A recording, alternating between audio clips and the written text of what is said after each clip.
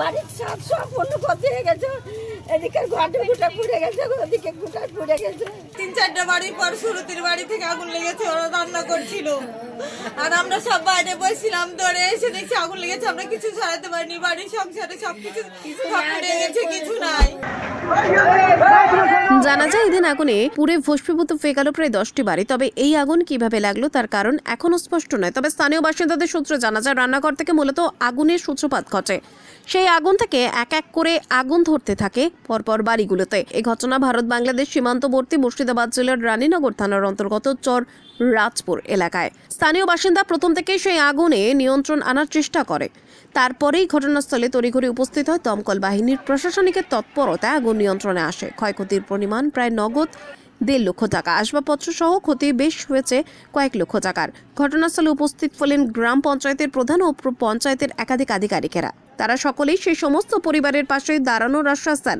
তবে বর্তমান কিভাবে বসবাস করবে, কি খেয়ে জীবন ধারণ করবে তারা, এই নিয়ে উঠছে প্রশ্ন। ক্ষতিগ্রস্ত পরিবার সরকারি সাহায্যের আশায় তাকিয়ে রয়েছেন। আমি কিছু বাঁচাতে পারিনি, বাঁচানো বলতে পরে শুধু বার করে দিল। সকাশে কানে ছিল ধান চাল সবই ছিল, গম টম সবই পড়ে আছে, বিছনা গাথা টিনমিন সবই তো পড়েছে, জামা কাপড় কাগজপত্র। আমি এখন কোথায় থাকবো বলেন? আমার তো থাকার জায়গা নাই, স্বামীরাও বাইরে নাই, কেরালায় আছে। ঘরে কি সোনা দানা বা টাকা পয়সা ছিল? সোনারে বার করেছি, শুধু শাখা ছিল আর কানের ছিল। টাকা ছিল ছাগল বাচ্চা 11,000 টাকা বিছনার তলে। এটা পেয়েছেন না? এমনি কিভাবে আগুনটা লেগেছিল আনুমানিক? এই বাড়ি থেকে ছাদে ধা হয়ে লেগেছে। অনেক ক্ষয়ক্ষতি হয়েছে, টাকাও পুড়েছে আর হচ্ছে কি যে ডকুমেন্টস যা ছিল, SC voter card ration card যা ছিল সব পুড়ে ছাই। দেখলাম তো ভয়াবহ ব্যাপার। হ্যাঁ, ভয়াবহ ব্যাপার। ত্রাণের সামগ্রী নিয়ে আসে আমরা প্রধানকে হ্যান্ড ওভার করে দিলাম।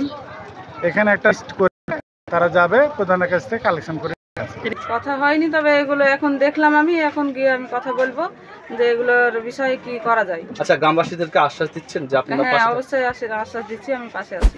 Special report, ITV network.